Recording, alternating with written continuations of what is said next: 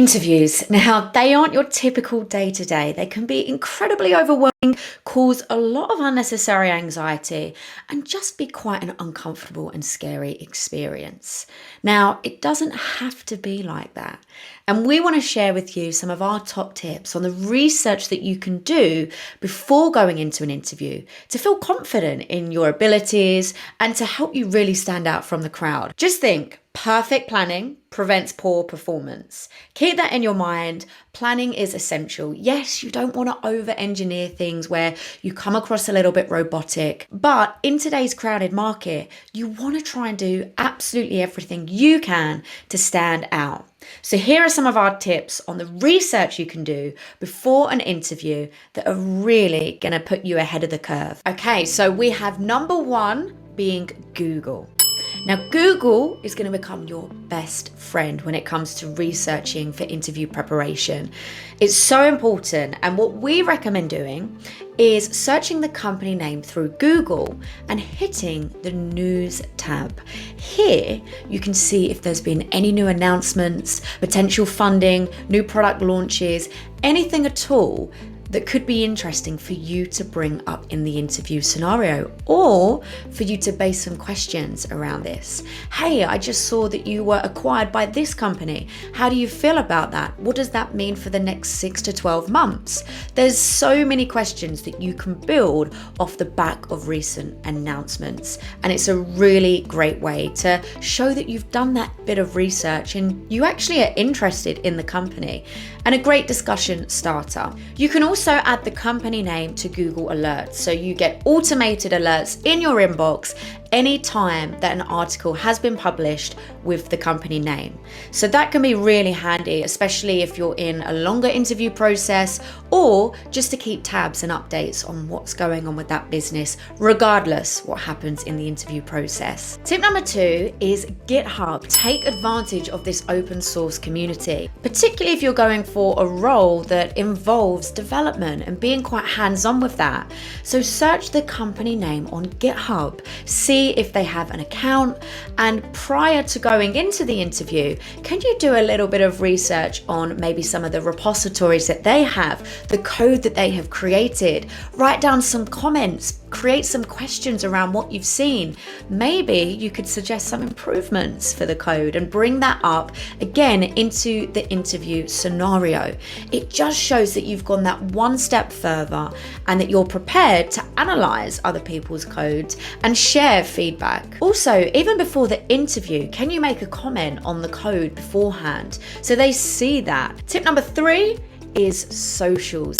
And when we say socials, we quite literally mean search every platform that this company may have a presence on, because you never know what you can find.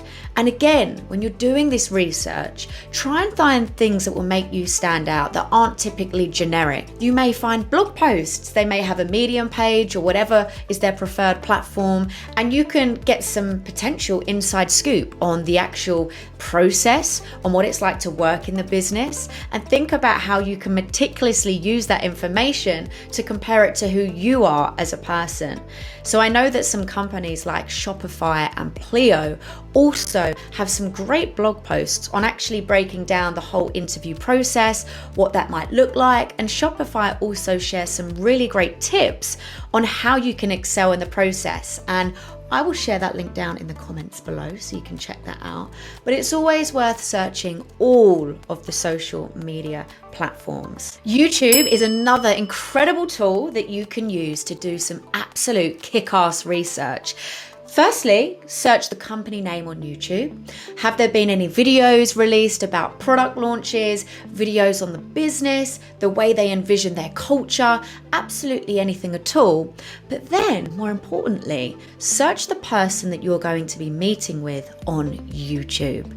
This is a really great way to take things that one step further and to personalize and really just humanize the whole experience, because You may find a talk that the interviewer has done recently or over the years. It could be on a topic that you also find really interesting. Take the time to watch that before the interview. Jot down some notes. What were some things you really liked? Did you learn anything? What do you appreciate? And then imagine going into the interview scenario and saying to the interviewer, wow, I just want to say, I saw your talk on how you can encourage more psychological safety in your team, for example. And I really appreciated your insights on this. And I actually learned this from it. So thank you so much for sharing. I also really value psychological safety in my teams. Imagine what kind of impression that's going to leave on the interviewer. I mean, talk about being remembered, right? And standing out from the typical generic questions that people get asked on a daily basis. So YouTube could be a wonderful platform. Now, we've spoken a little bit about social media platforms for the company. I want to take it one step further and focus just for a minute on LinkedIn.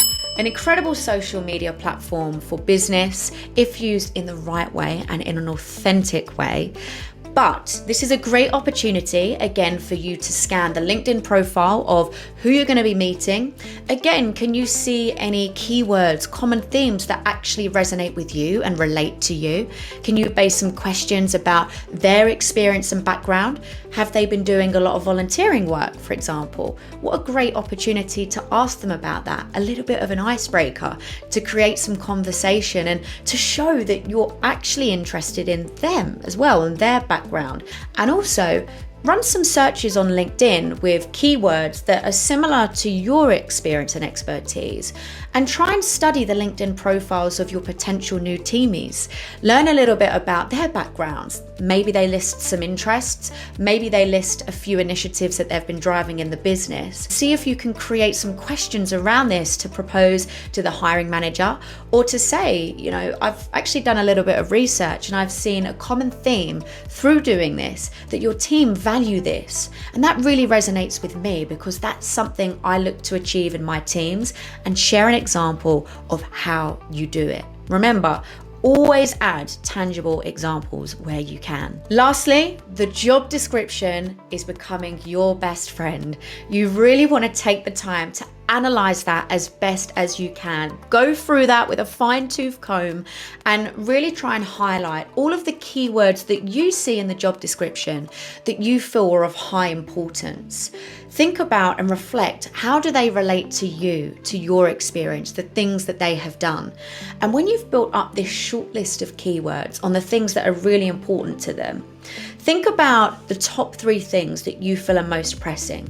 Find a balance between the hands-on experience that they're asking for and the more human skills perspective that they're asking for, because that is equally as important, the human skills. Let's not forget that. It's important to be able to communicate, right? And whittle it down. The top 3 things they're asking for from a hands-on perspective, for example. Actually reflect on, what have you done here? What example can you provide to showcase that you can excel in this space? And we'll do another video on how you can break that down more meticulously and communicate that. But we recommend something called the CAR method: challenge, action, result. So if you can structure it in that way, you'll be able to get it across in a really effective manner. But think about those examples, create some case studies. So if you are asked those questions on those points in the interview, you can already fire them back at the interviewer.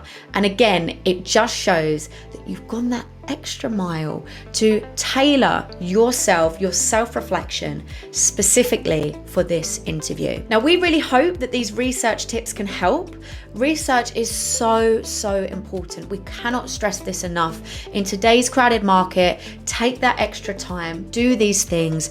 We understand it can become a little bit tiresome and tedious, especially if you're having a lot of interviews in a week, but this is the thing that could be the real game changer for you. And again, it helps you go in to feel more confident. It helps to reduce the anxiety before the interview scenario. So let us know how you get on with these tips. If we've missed anything, please let us know in the comments, because we're always welcome to ideas. We want to know what's worked for you, maybe what hasn't worked so much for you, and let's create a really inspiring resource in the comments for everyone to learn from. Take care and have a great day.